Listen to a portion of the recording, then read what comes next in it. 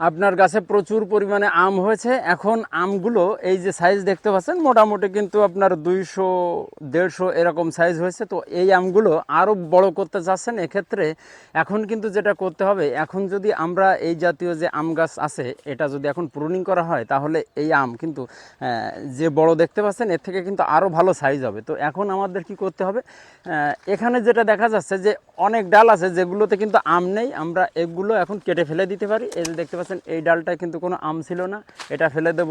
সাইডে এই একটা আছে, এটা তো আম নেই, এটা আমরা কেটে ফেলে দেব। মোটামুটি গাছে দেখতে পাবেন যে অনেক ডালপালা কিন্তু আছে, এগুলো আমাদের সেটে ফেলে দিতে হবে।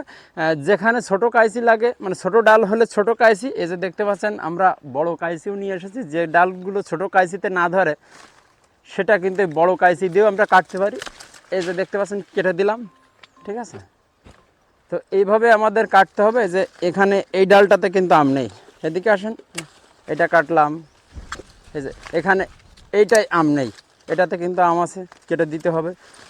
এই যে একটা, এই ডাল রাখলে আসলে কোনো লাভ নেই, কিন্তু এতে শুধুমাত্র শক্তি খাবে, কোনো উপকার কিন্তু নেই। এই যে আমরা ছোটো ডালপালাগুলো যদি কেটে দিই তাহলে আমি কোনো স্পটও আসবে না। এখানে এই যে দেখতে পাচ্ছেন এই একটা, একটা, এই যত পরিচর্যা করে রাখা যায়। এই যে দেখতে পাচ্ছেন এই এপাশে আসেন, এই যে একটা ডাল, এখানে এই একটাতে আম নেই, কেটে দিলাম। এই একটা, ঠিক আছে, এখানে এইটা কেটে দিলাম।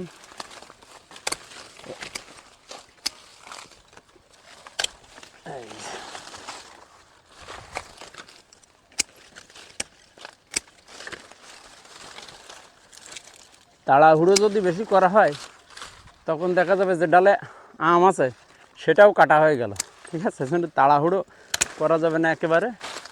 এই যে এটাতে আম নেই, এই এটাতে কি আছে, নেই, এই সাইজ হয়ে গেল। হ্যাঁ, একটা, এখানে একটাতে আম নেই। এই যে আমাদের মোটামুটি কিন্তু প্রুনিং শেষ। এই একটা আছে,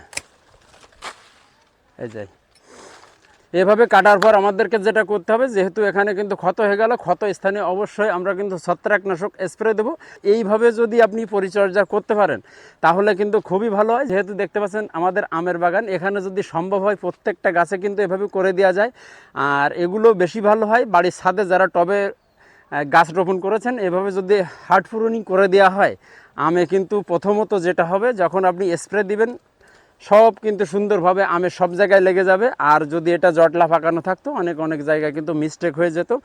দ্বিতীয়ত ওষুধ বেশি লাগতো, এক্ষেত্রে এভাবে কিন্তু করতে হবে। আর দ্বিতীয়ত যেটা আমাদের খেয়াল করতে হবে সেটা হচ্ছে, এই যে দেখতে পাচ্ছেন এখানে কিন্তু আপনার এই সেক্স ফেরোমন ফাঁদ দেওয়া, এটা দেখতে পাচ্ছেন এর ভিতরে কিন্তু প্রচুর পরিমাণে মাছি পোকা এসেছে। তো এইগুলো যদি দেওয়া হয় আমে কিন্তু আর আল মারতে পারবে না, আমগুলো নষ্ট হবে না। আমাদের কিন্তু ঔষধও কম প্রয়োগ করা লাগবে। তো শুধু দর্শক, এইভাবে যদি আপনার বাড়ির ছাদে কিংবা আপনার বাড়ির আঙ্গিনায় কোনো আম গাছ থেকে থাকে, এভাবে কিন্তু অবশ্যই আমরা হার্ড প্রুনিংটা করতে পারি।